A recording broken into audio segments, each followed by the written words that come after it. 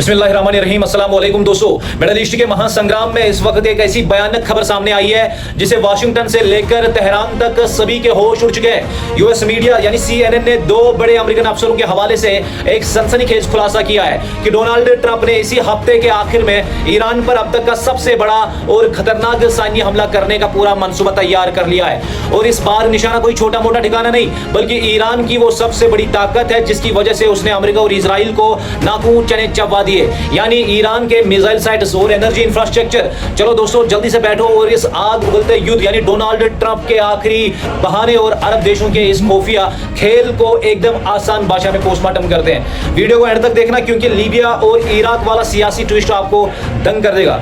दोस्तों, पहले पूरी क्रोनोलॉजी को समझो कि आखिर ट्रंप अभी ही ये हमला क्यों करवाना चाहते हैं। दरअसल दोस्तों, अमेरिकन सरकार इस युद्ध का एक ऐसा आखिरी हल चाहती है ताकि वो अपनी जमीन पर वापस लौट सके। ये हमला डोनाल्ड ट्रंप के लिए एक तरह का एग्जिट रूट बहाना है ताकि वो अपनी जनता को चुनाव से पहले दिखा सकें कि देखो, हमने ईरान का काम जो है वो तमाम कर दिया है, उसे पूरी तरह झुका दिया है, इसीलिए अब हम वापस आ रहे हैं। दोस्तों, अब आते हैं इस वीडियो के सबसे कड़वे और सच्चाई वाले पार्ट पर।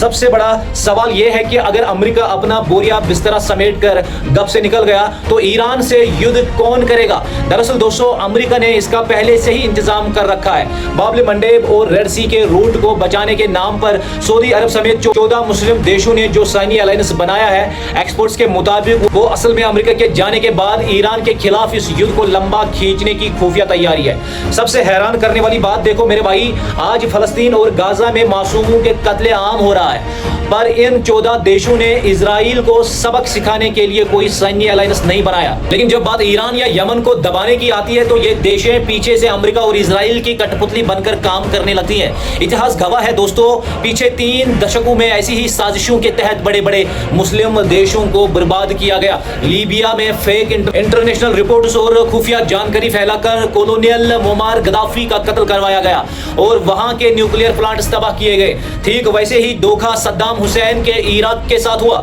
जहां वेपन्स ऑफ मास डिस्ट्रक्शन खतरनाक हथियार का झूठा आरोप लगाकर पूरे देश को राख कर दिया गया, पर आज तक वहां कोई हथियार मिला ही नहीं। इन दोनों हमलों में अरब देशों ने पीछे से अमेरिका और नेटो का बढ़ चढ़कर साथ दे दिया था।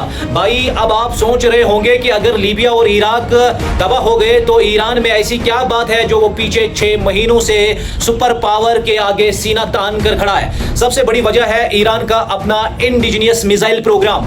ईरान ने इराक और लीबिया की तबाही को बहुत गहराई से देखा और समझा है कि वो जानता है कि अगर उसके पास ये मिसाइल ना होते तो अब तक वेनेजुएला, सीरिया, जोर्डान और लेबनान की तरह ईरान पर भी अमेरिका और इजराइल का एब्सोल्यूट कब्जा हो चुका होता। ईरान किसी भी तरह के झूठे समझौतों या साजिश में फंसने को तैयार नहीं है। वो पड़ोसी देशों और वेस्टर्न पावर्स को पीछे धकेल कर दो हाथ करने के लिए एकदम रेडी बैठा है। इस बार भी डोनाल्ड ट्रंप ने जो भयानक सैन्य मंसूबा बनाया है उसमें अरब देशों का किरदार सबसे ज्यादा माशूक होने वाला है, क्योंकि उनकी लॉजिस्टिक और एयर स्पेस हेल्प के बिना ईरान पर अटैक करना पेंटागन के लिए नामुमकिन है। तो मेरे दोस्तों, अब हालत एकदम क्रिस्टल क्लियर है, ना रहेगा बांस और ना बजेगी बांसुरी।